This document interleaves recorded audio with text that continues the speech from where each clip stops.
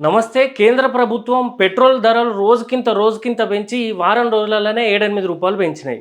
ఇక దేశ ప్రజలు ముఖ్యంగా తెలంగాణ రాష్ట్ర ప్రజలైతే ఇక ఈ రూపాయి ఆటాన రూ. 2 పెంచుడెందుకు ఊకే సప్పుడేక 100, 200 ఒకటేసారి పెంచు ఉన్న బండ్లు, కార్లు అన్నీ అమ్ముకొని గవర్నమెంట్ బస్సులలో తిరుగుతాం, పొల్యూషన్ కూడా తగ్గుతుందనే కాడికి వచ్చిళ్ళు. అట్లున్నది ఈ కేంద్ర ప్రభుత్వం. దీన్నేమంటారు చూడు, తెల్లగుడ్డతోటి గొంతు కోసుడు అంటారు కదా, ఆ విధంగా గొంతు కోస్తా ఉంది కొంచెం పెంచుకుంటా. అయితే ఈ ఈ సోషల్ మీడియాలో ట్రెండ్స్ ఇట్లా నడుస్తున్నాయి. కానీ రాష్ట్ర ప్రజలకు, దేశ ప్రజలందరికీ తెలవాల్సింది ఏంటంటే, అయితే ఈ పెట్రోలు, డీజిలు ఈ ధరలన్నీ క్రూడ్ ఆయిల్ ధర మీద ఆధారపడి ఉంటాయి. మీరు కూడా ఆ క్రూడ్ ఆయిల్ ధర మొత్తం ఎవరో నరేంద్ర మోడీయో, రాహుల్ గాంధో, కేంద్ర ప్రభుత్వం, రాష్ట్ర ప్రభుత్వం, రేవంత్ రెడ్డో లేకపోతే ఫామ్ హౌస్లో ఉన్న కేసీఆర్ డిసైడ్ చేయరు. వరల్డ్ మార్కెట్స్ డిసైడ్ చేస్తే డిమాండ్ సప్లై మీద డిపెండ్ అయి ఉంటుంది. ఎవడెవడో కొట్టుకున్నా కూడా పడవలు ట్రాన్స్పోర్ట్ ఆగిపోతే ధరలు పెరుగుతాయి. ఫ్రీగా ట్రాన్స్పోర్ట్కు కొత్త మెకానిజం వచ్చే ఉన్న స్టార్లింక్, ఎలాన్ మస్క్ లాంటి వాళ్ళు ఇంకొంచెం ఎక్స్పోర్ట్స్ ఇంపోర్ట్స్ ఈజీ ప్రాసెస్ చేస్తే అప్పుడు కూడా తగ్గుతాయి జనరల్గా. సో ఆ వరల్డ్ మార్కెట్ మీద డిసైడ్ అయ్యి క్రూడ్ ఆయిల్ ధర ఉంటుంది. దాన్ని మనం లీటర్ పెట్రోల్ వరకు ఎంత ఛార్జ్ అవుతుందో మనం క్యాలిక్యులేట్ చేద్దాం. లీటర్ క్రూడ్ ఆయిల్ లీటర్ కాదు, క్రూడ్ ఆయిల్ ఈరోజు క్రూడ్ ఆయిల్ ధర అంటే ఒక బ్యారెల్ కొలుస్తారు, అది 8,800 డివైడెడ్ బై ఒక బ్యారెల్ ఆఫ్ క్రూడ్ ఆయిల్ అంటే 159 లీటర్లు అన్నట్టు. 159 లీటర్లు అంటే ఒక barrel equals to 159 litres. Divide చేస్తే 55 రూపీస్ వచ్చింది. 55 రూపీస్ ఏమో క్రూడ్ ఆయిల్ మనం కొనుక్కుంటే 55 రూపాయల క్రూడ్ ఆయిల్ వస్తుంది కదా, ప్లస్ 15 రూపాయలు. ఈ 15 రూపాయలు ఏంటిదని అంటే, ఇందులో రిఫైనరీ ఛార్జెస్ ఉంటాయి. అంటే క్రూడ్ ఆయిల్ నుండి పెట్రోలు, డీజిలు, ఎల్పిజి, ఏరోప్లేన్లకు కావాల్సిన పెట్రోలు, గ్యాసు, కిరోసిను, ఇట్లా రకరకాల ఒక 20-30 రకాల ప్రోడక్ట్స్ తయారు చేస్తారు అన్నట్టు, పెట్రోలియం ప్రోడక్ట్స్. ఆ ప్రోడక్ట్స్ రిఫైన్ చేయడానికి, ప్లస్ ట్రాన్స్పోర్ట్కి, ప్లస్ స్టోరేజ్కి, ప్లస్ ఈ 15 రూపాయలలోనే డీలర్ ఖర్చు. అంటే మనం పెట్రోల్ కొట్టించుకుంటాం కదా, HP bunk, Bharat gas bunk, Indian oil bunk, ఇవన్నీ ఉంటాయి కదా. అలా ఆ ఓనర్కు, పెట్రోల్ బంక్ ఓనర్కు పెట్రోల్కు ₹3 నుండి ₹4 మిగులుతాయి, డీజిల్కి 2.5 నుండి ₹3.5 మిగులుతాయి. అవి కూడా ఇంక్లూడ్ అయ్యి ఈ 15 రూపాయలు అన్నట్టు. 55 రూపాయలేమో క్రూడ్ ఆయిల్ ధర మనం ఇంపోర్ట్ చేసుకున్నది, ప్లస్ 15 రూపాయలు ఇదంతా ప్రాసెసింగ్కి మన పెట్రోల్ బంక్ వచ్చి ఉండడానికి ఈ 15, అంటే మొత్తం 70 రూపాయలు అయింది. ఇప్పుడు ఈ 70 రూపాయలల్లో 20 రూపాయలు, ఈ 70 రూపాయలు ప్లస్ 20 రూపాయలు కేంద్ర ప్రభుత్వ ట్యాక్స్. ఆ కేంద్ర ప్రభుత్వంలో రేవంత్ రెడ్డి, రాహుల్ గాంధీ ఉన్నా, నరేంద్ర మోడీ ఉన్నా, ఎవరున్నా అదే వేస్తారు ఇప్పుడు కూడా. అది 20 రూపాయలు, మొత్తం 90 రూపాయలు అయింది. ఇప్పుడు ఈ 90 రూపాయల తర్వాత state tax, RR tax, Revanth Reddy tax, అంటే ఇక స్టేట్ వ్యాట్ కిందకి వస్తుంది. ఇది ఎంత అంటే 35% అన్నట్టు. 35% అంటే ఇంచుమించు 25 రూపాయల దాకా వస్తుంది. ఈ ఖర్చులన్నిటికీ ఫైనల్ అయిన రేటుకు మన తెలంగాణ స్టేట్ గవర్నమెంట్ 35% వేస్తే 115 రూపాయలు అయింది. సో ఈ విధంగా ఇన్ని లేయర్స్ తర్వాత మనకు పెట్రోల్ బంకులో మనం కొట్టుకోవాలంటే ఒక లీటర్ 115 రూపాయలు. అంటే ఇక్కడ ప్రజలు ఆలోచించాలే, రేట్లు పెరిగినాయి అంటాం కదా. పెరిగినాయి అంటే సరే, క్రూడ్ ఆయిల్ కొంచెం పెరిగిందో లేదో కానీ నరేంద్ర మోడీ కేంద్ర ప్రభుత్వం ట్యాక్స్ 20 రూపాయలు ఉంటే ఇక్కడ 25 రూపాయలేమో స్టేట్ ట్యాక్స్ ఉన్నది. 45 రూపీస్ ట్యాక్స్ పెట్రోల్కే పోతుంది. మనం చదువుకున్న వాళ్ళం, యువత సోషల్ మీడియాలో ఇప్పుడు చూసి పెట్రోల్ ధరలు పెరుగుతాయని బీజేపీని తిట్టేవాళ్ళు, కాంగ్రెస్ని తిట్టేవాళ్ళు, వీళ్ళందరూ కలిపి మళ్ళీ బీజేపీ నరేంద్ర మోడీని తిట్టే రాహుల్ గాంధీ, ఇదంతా ఒక స్టఫ్, సోషల్ మీడియాకు ఒక కంటెంట్ క్రియేషన్ లాగా ఇస్తారు వాళ్ళు. కానీ మనం చదువుకున్న వాళ్ళందరం ఏం చేయాలి, ఈ 20 రూపాయలు సెంట్రల్ ట్యాక్స్ పోతుంది, 25 రూపాయలు స్టేట్ ట్యాక్స్ తీసుకుంటారు కదా. మరి మాకు ఏమైనాయి, మా పరిస్థితులు ఏంది, ఇట్లే ఉన్నాయి, మా మోరీలు అట్లే ఉన్నాయి, వానబడితే హైదరాబాద్ నిండుతుంది, మాకు పొల్యూషన్ పెరుగుతుంది, మాకు రోడ్లు చక్కగా గడతలేవు, ఆ ఉప్పల్ ఫ్లైఓవర్ ఏళ్ళ తరబడి అట్లే ఉన్నది, పుష్కర కాలం కావస్తుంది అని మనం ప్రశ్నించాలి, గట్టిగా మాట్లాడాలి. దీన్ని ఇప్పుడు వీళ్ళు పెట్రోల్ తగ్గారు. ఇప్పుడు నరేంద్ర మోడీ ఉన్నాడు, 20 రూపాయలు సెంట్రల్ స్టాక్ తీసుకుంటాడు.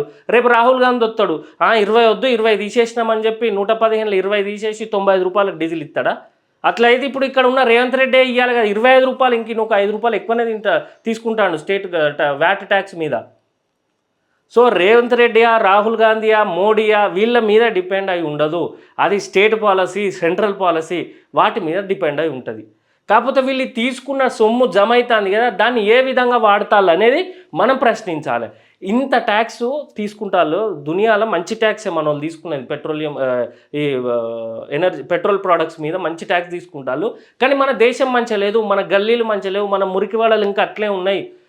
పేదోడుగానే ఉంటాడు, ఇంకా నిరుపేదోడు అవుతాడు, చచ్చిపోతాడు. కానీ ధనవంతుడు అయితే లేడు. మధ్యతరగతి ఎప్పుడు దిగువ మధ్యతరగతికి లోవర్ మిడిల్ క్లాస్కి వస్తాడు. ఏమైనా హెల్త్ ఇష్యూ ఏమన్నా అది ఇది అయిందంటే ఇంకా పూరికే పోతాడు, కానీ ఒక మెట్టు పైకి ఎక్కుతలేడు. మనం వీటి మీద కదా పోరాటం చేయాలి. ఇందుకే కదా మన విద్యార్థుల రాజకీయ పార్టీ మేము నిర్మించి పోరాటం చేస్తున్నాం.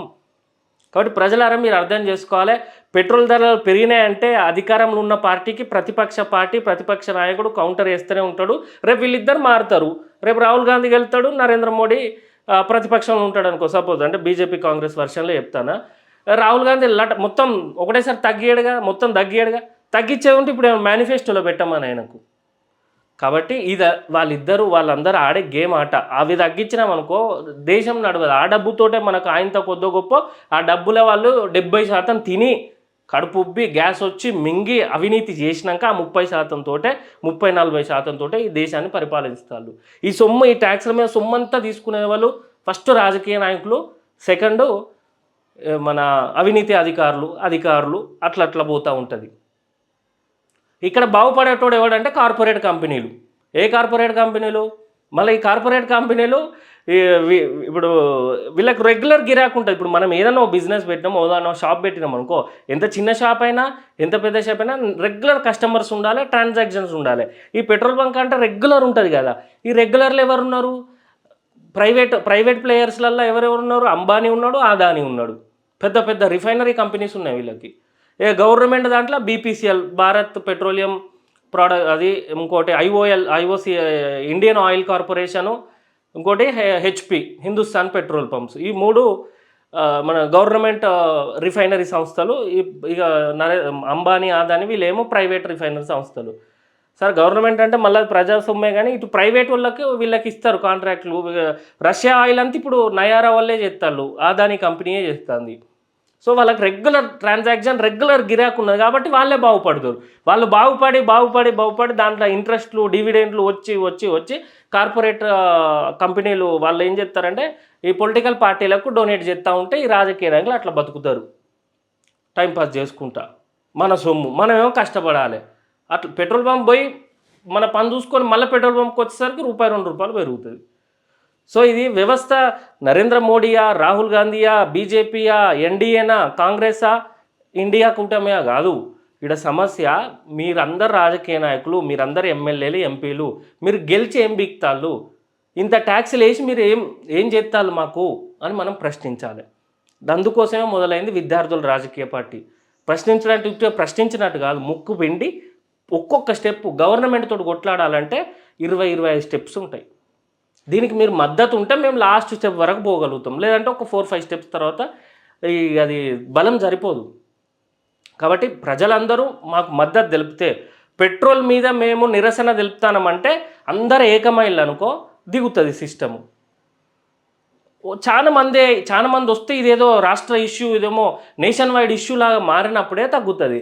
అంతేగాని ఇంట్లో కూర్చొని సోషల్ మీడియాలో ఇట్లా పెట్రోల్ ధరలు పెరిగింది ఇంకొంతమంది ఏమో ఎంత పెరిగితే నేను ₹100 కొట్టించుకుంటా, ఇట్లా మాట్లాడుకుంటా పోతే వాడు అట్లా పెంచుకుంటూనే పోతాడు. కార్పొరేట్ శక్తులు బాగుపడుకుంటూనే పోతాయి. వీళ్ళు డొనేషన్లో వచ్చిన పైసలతోటి వీళ్ళు ప్రైమ్ మినిస్టర్లు ఇవి అయితేనే పోతారు. మనం ఇక్కడ నుండి వాళ్ళ పైకి అట్లా పోతాడు, మనం కిందికి ఇట్లా పోతూ ఉంటాం. కాబట్టి వ్యవస్థను కాపాడాలి. ప్రజల చేత వసూలు చేసిన ట్యాక్స్ కోసం మనం రక్షణగా ఉండాలి, మనం కాపాడాలి. అది లేకపోతే మా భావి తరాలకు ఇబ్బంది అవుతుంది. అందుకోసం విద్యార్థుల రాజకీయ పార్టీ పోరాటం చేస్తుంది. మీ మద్దతు మాకు ఎల్లప్పుడూ ఉండాలని తెలియజేస్తూ థ్యాంక్ యూ.